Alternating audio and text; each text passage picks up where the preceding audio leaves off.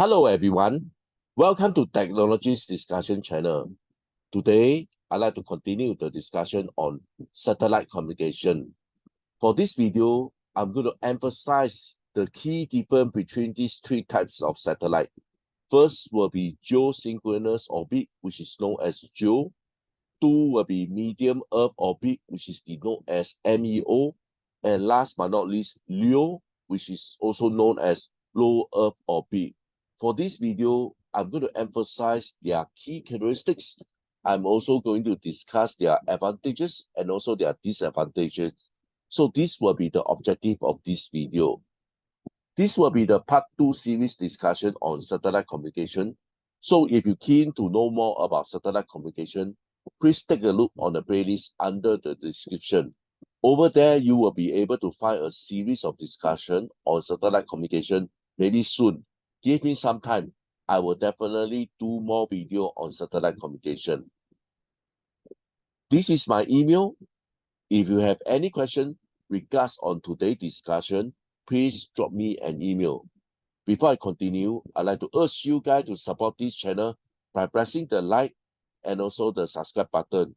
Please also turn on your notification bell in order to receive more information from this channel. Guys, really, thank you so much for strong support.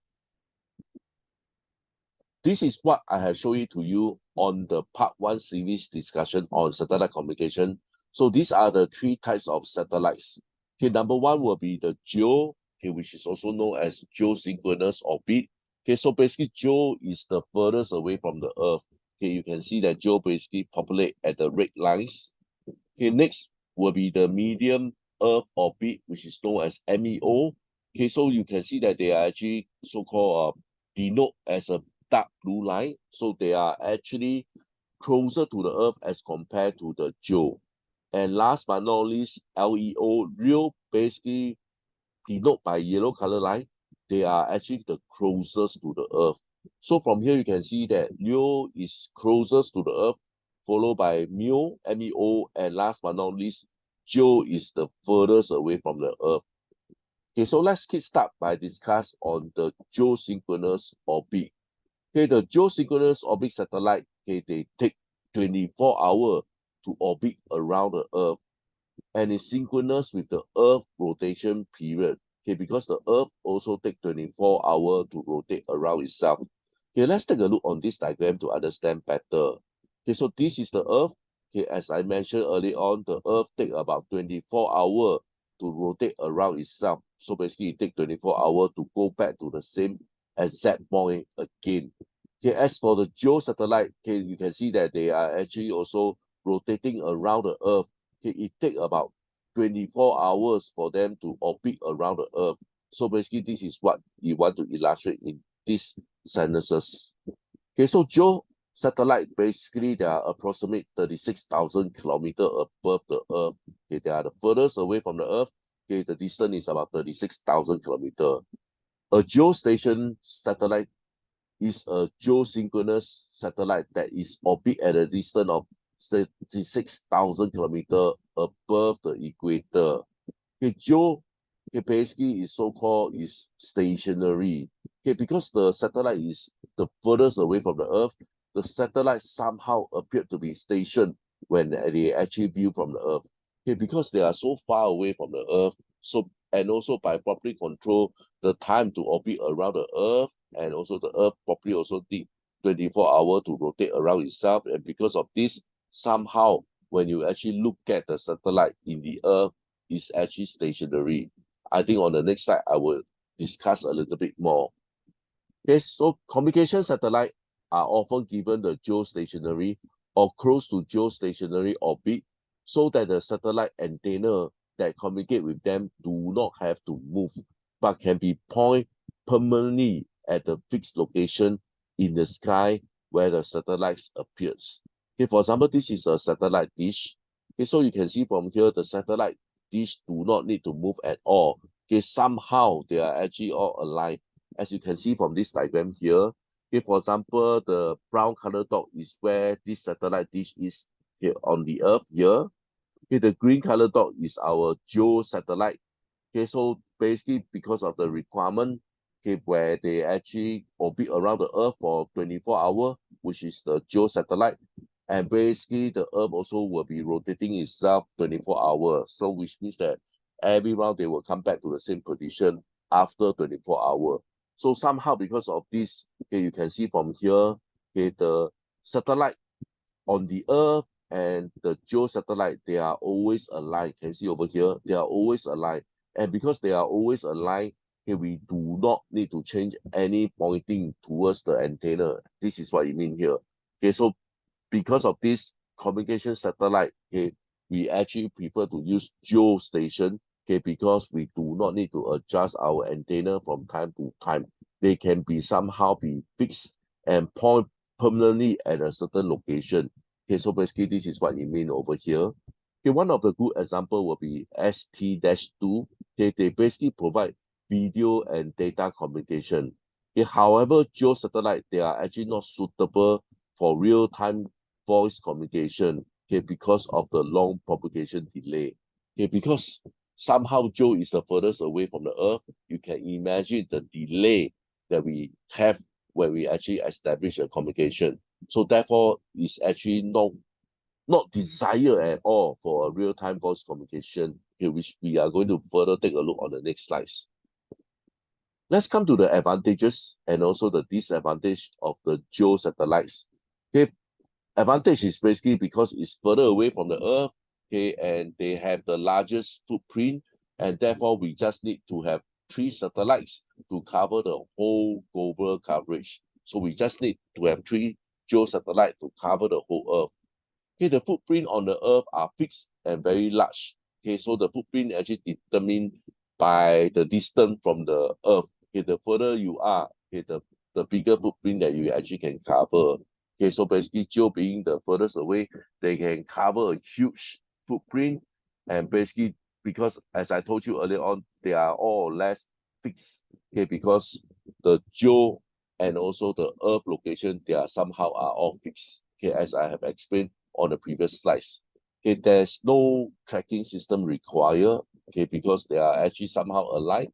You don't really need to track where is the location of the satellites. Okay, though variations of propagation delay, okay, they are all fixed. Azimuth and elevation angle, again, they are all fixed. You don't require to change all this to find the so-called the geosatellites. Let's come to the disadvantage. Okay, as I mentioned earlier on, because Geo is the furthest away from the Earth, they have a high propagation delay.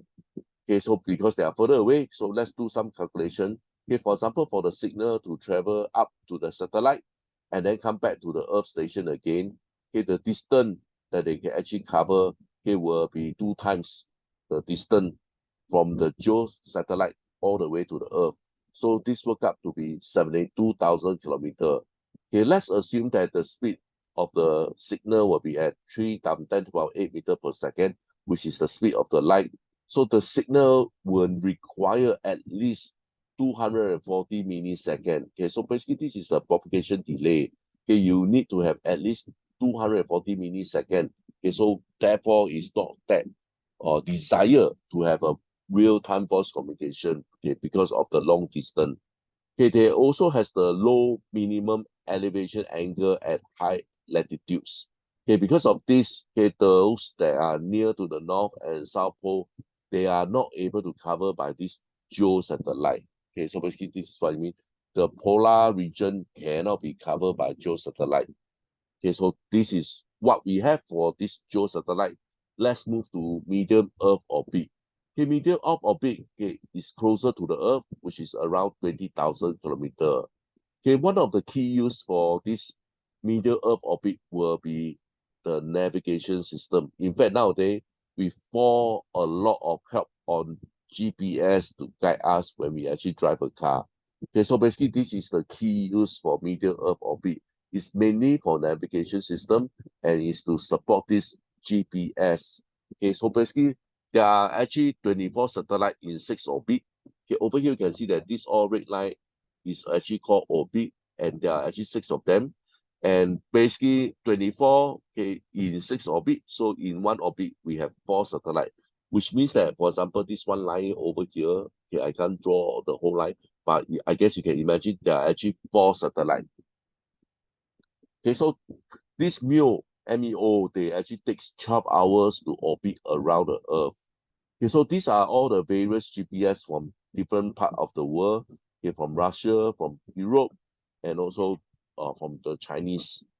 Okay, so basically, these are all the different so-called GPS system that support from different zone from time to time. Let's come to the last one, which is the LEO. Okay, LEO is the closest to the Earth, which is about 320 to 800 kilometers. Okay, LEO, they must be travel very fast, okay, so that the Earth gravity will not pull them back into atmosphere. Okay, because all these satellites, they are actually pretty close to the Earth, and hence, okay, the LEO must travel very fast so that the gravity will not pull them back into the Earth. Okay, they can cycle the Earth in about 90 minutes. Okay, LEO being the closest to the Earth, and therefore we need to have many LEO satellites, okay, in order to guarantee the coverage of the whole Earth all day long. Okay, so basically, if you want to deploy the usage of LEO, you need to deploy quite a handful of LEO satellites, okay, in order to cover the whole Earth all the time. Okay, so these are the usage. Basically, you can do some radio telephone. Okay, because they are so close. Okay, we actually prefer to use LEO to establish live real-time communication, for example. Okay, so one of the key example will be Iridium system. Okay, basically they have a constellation of 66 satellites, 6 plane, okay, 11 satellite per plane. Okay, as you can see from this diagram here. Okay, let's say they are actually 780 kilometers above the Earth's surface. So basically, this will be the characteristics of LEO. Let's come to the advantage and disadvantage of LEO. Okay, they have excellently visible due to the low orbit altitude. They are closer to the Earth. Okay, so because when they are actually very close, the propagation delay will be shorter. Okay, so we actually have a low propagation delay due to the short distance from Earth to satellite. Okay, you have the launch flexibility, okay, due to small size of the spacecraft. Okay, so basically, being the nearer, basically you have some flexibility here. So-called the payload don't need to be huge, and the size of the spacecraft also can be small. Come to the disadvantage, okay, it can be complex implementation process due to the high number of satellites involved. Okay, because we are going to deploy more satellite in this region, okay, we need to be very careful here. Okay, there is a high system cost. There's also a long time to implement. We definitely have a complex space control system, as I mentioned earlier on, okay, because we need to deploy more. And when we actually deploy more on in terms of LEO satellite, okay, we need to do some space management, okay, in order to ensure that the satellite will not collide with each other. So basically, we need to do some careful, complex space control system here. There is frequent handover from one satellite to another satellite. Okay, as you can visualize this, basically they are not able to cover a huge area. The footprint is small, and therefore there will be a lot of handover. Okay, so basically when you actually move to another part of the Earth, or when the Earth actually rotate, okay, you actually change from one satellite to another satellite. Okay, there will be variable propagation control. Okay, because you as you can see from here, you actually change from one satellite to another satellite. You can also imagine that the propagation, you can't really control here.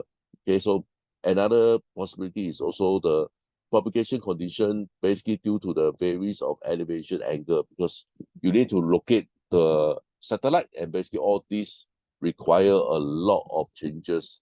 Okay, so with this, I'd like to end my discussion. In this video here, I have discussed the 3 satellites.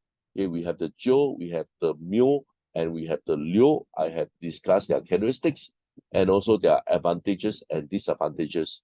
With this, I'd like to end my discussion. Please help to like and subscribe. Once again, guys, really appreciate your strong support. Thank you so much. I hope to see you soon. Bye for now.